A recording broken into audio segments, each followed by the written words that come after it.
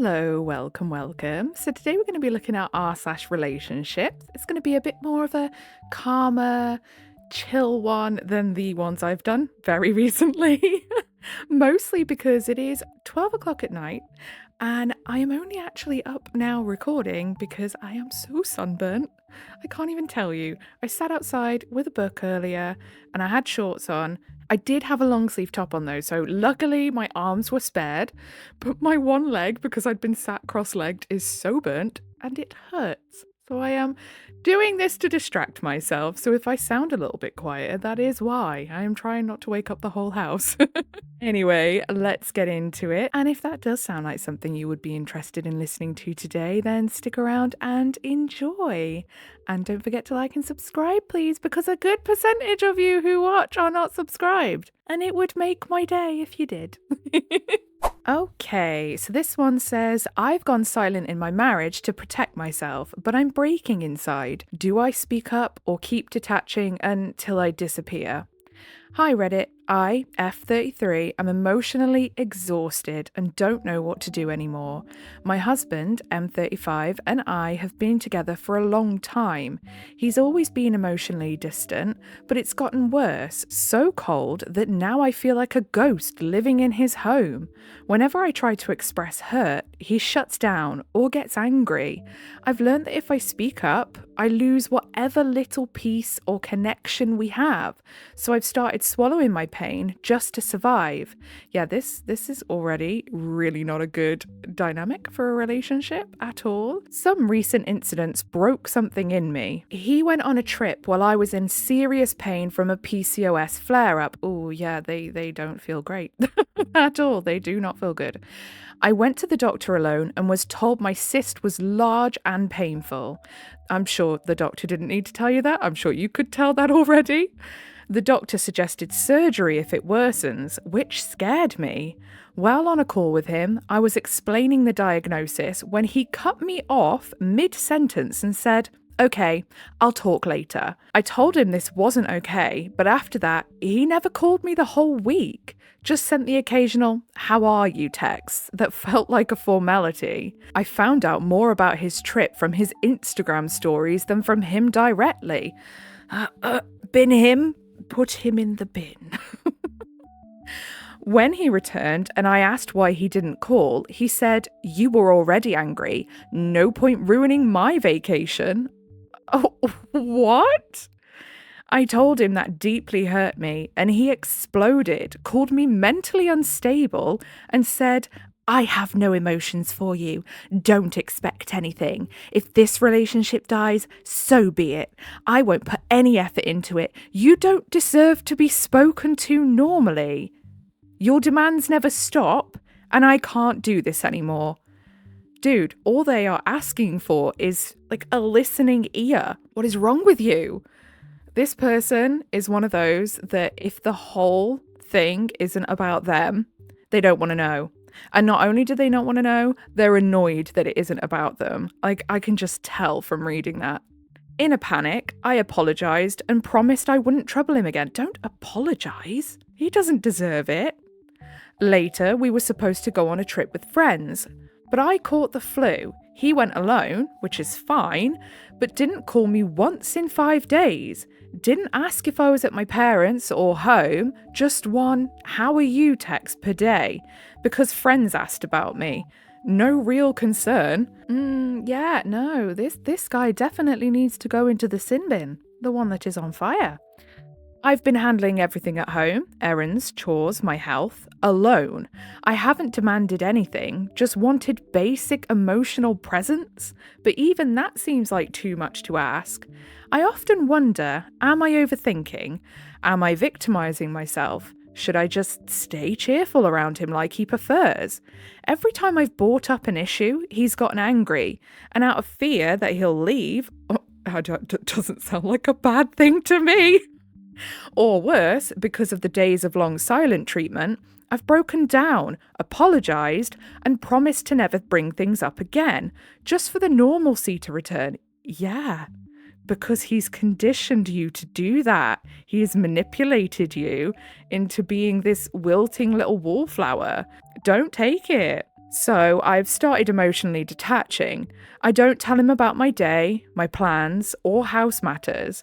I mirror his energy, and oddly, he seems more comfortable now. He hasn't noticed the shift, hasn't asked. Even when his family asked why I seemed distant, he said, "Nothing's wrong. I haven't done anything." That's telling, isn't it, right there? The fact that he says, "Nothing's wrong.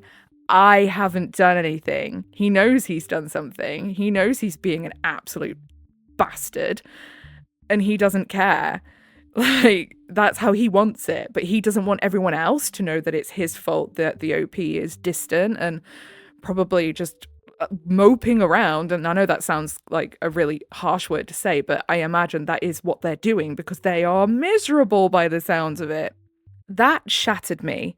After everything, he still believes he's done nothing wrong. Yeah, because he's up himself, isn't he? He needs a relationship with himself. I thought I could stay this way, quietly detached and still in the marriage, but some days, like today, it just hurts too much.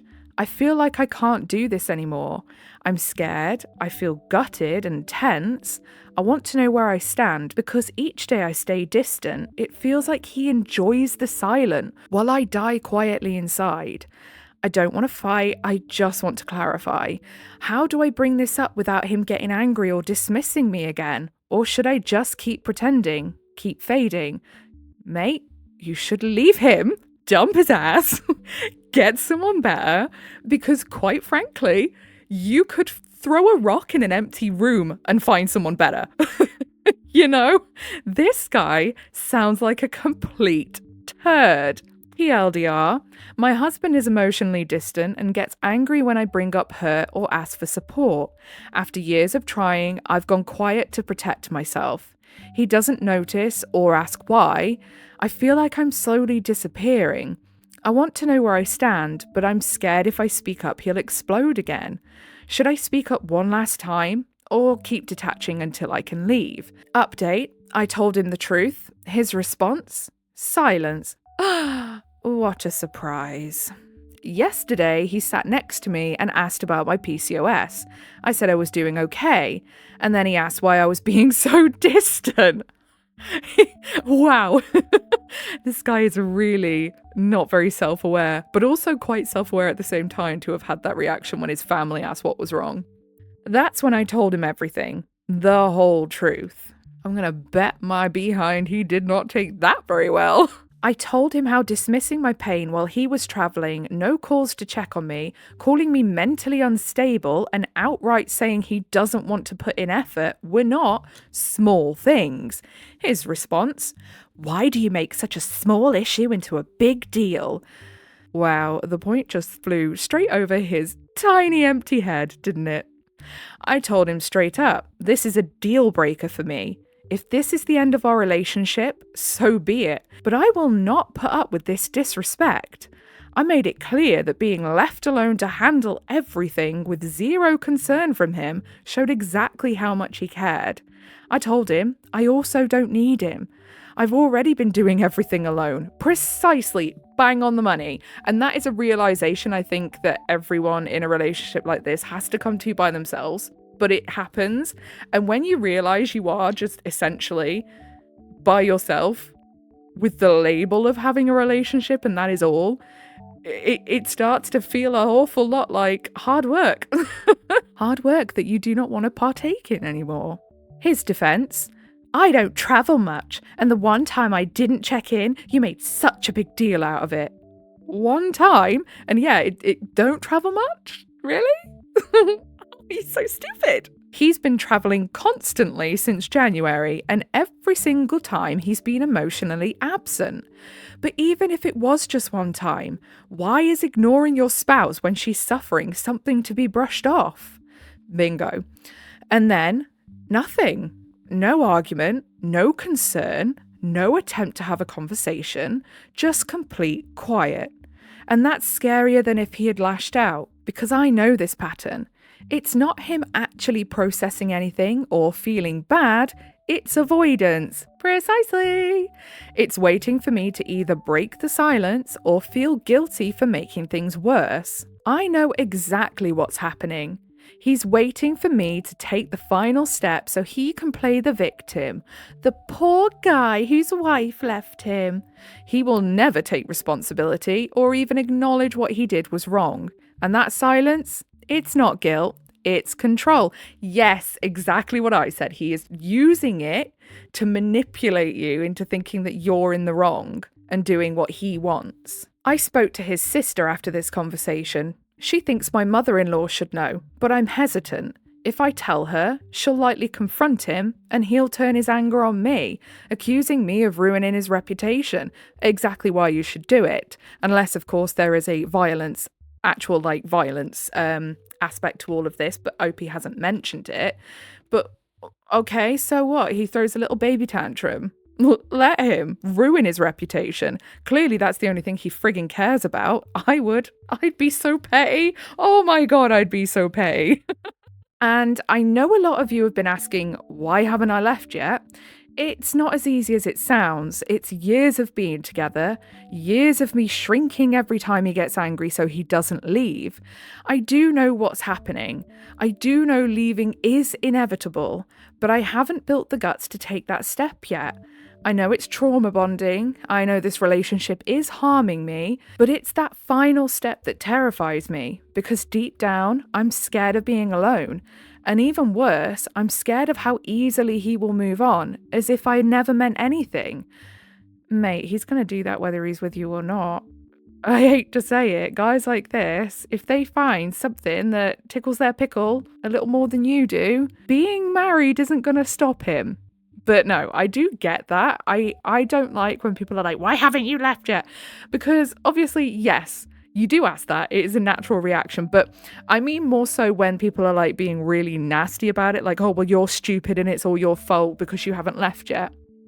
Because like the OP has said, there is a big manipulation aspect to this, and it's hard to get up the courage to leave a relationship when someone has made you feel so small, so insignificant, because obviously you're going to sit there and think to yourself, like, what am I? Like, what importance do I have? What am I going to walk away with? What's life going to be like on my own?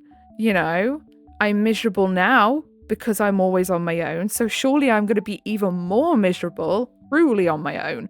You know, all those thoughts are going to go through your head. It needs to be that the person, or the OP in this instant, who is going through a relationship like that, has to get to the point where they have just truly had enough.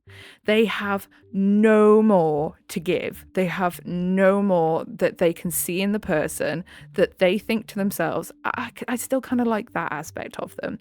You've got to get to the point where you absolutely hate their guts. And then you're ready to leave. And it sounds really frustrating for everyone else who's watching a friend or a family member go through it, but it is the way it works. And unfortunately, until that person has finally just truly had enough, they will never leave, and nothing that you say will get them to that point to do so. I really hope, though, that the OP gives him the middle finger, wanders off and tells everyone what a twat he is. And then down in the comments, of course, we have a perfect example of what the OP was referring to in that last part. Crimson says, why aren't you divorced yet? Oh, hello, Missy. Where have you been? One of my cats has just emerged from behind the curtains. Hello. Can you not? I'm trying... No, mind that tail, because you're going to whack my microphone. And I've just got it where I want it. So yeah, Crimson says, why aren't you divorced yet? Clearly not that simple. There is a lot of turmoil going on in the poor OP's head right now, but they're getting there. I feel they're getting there. And then Tufted Mouse Tits. Okay, that's an interesting username. He told you exactly where you stand very clearly. I have no emotions for you. Don't expect anything. If this relationship dies, so be it. I won't put any effort into it. You don't deserve to be spoken to normally. That's the bit that got me the most. The fact that he says, you don't deserve to be spoken to normally. Like, no, sir. We are not going to be out here trying to dehumanize OP. You disgusting little vermin. Your demands never stop. I can't do this anymore. And by demands, He means the very normal request of expecting your other half to care about your day or your ailments or just having a conversation with you. Like, this guy, my goodness, I can't say what I want to say because it's very aggressive. That is as plain as one can state where you stand. Exactly. But I do feel like OP is getting there. I think OP has just got to cut that last little piece of thread and they'll be gone. And then Marshall says, Amen, should have left it long time ago. He's worse than a distant roommate. He really is. But no, I really hope that OP has left him by now. I don't know when this was posted. I cannot remember. I think it was about 2 weeks ago now, considering I think I saved this about a week ago, I want to say. But yeah, I really hope that the OP did just bin him off because, oh my life, he sounds like such a useless partner. I love how he tries to dehumanize and just pick on the OP and make out like they're the worst person ever when he is literally human excrement, let's be fair. Also, me here on the crappy editing mic, I didn't think about this when I was recording, and I really should have. And it occurred to me just now listening back. For anyone who is also going to say, why hasn't she left him yet? Blah, blah, blah. I understand. I do get it. However, there is another thing to consider here as well. The fact that the OP has a health condition, a chronic health condition. People with chronic health conditions, especially women, who their fertility might be affected, which they then might think, that might affect their chances with a new partner, may be reluctant to leave because of that as well. So I suppose that is another reason that OP might not have mentioned, but could be why they are so scared to leave, which is understandable. Like, when you have chronic health conditions, it's very unnerving thinking about having to start again and find someone who would want to put up with all of that. And on that note, we're going to leave it there for today. If you made it all the way to the end, then I appreciate you very, very much. If you'd like to pop a little like and subscribe, I'd appreciate you even more. Like I say, there's quite a lot of viewers that are viewing regularly, but not subscribing. Come on now, do me a favour. Subscribe, please, just for me. But yeah, I hope you have a really good resty day, whatever it is you're doing. Goodbye.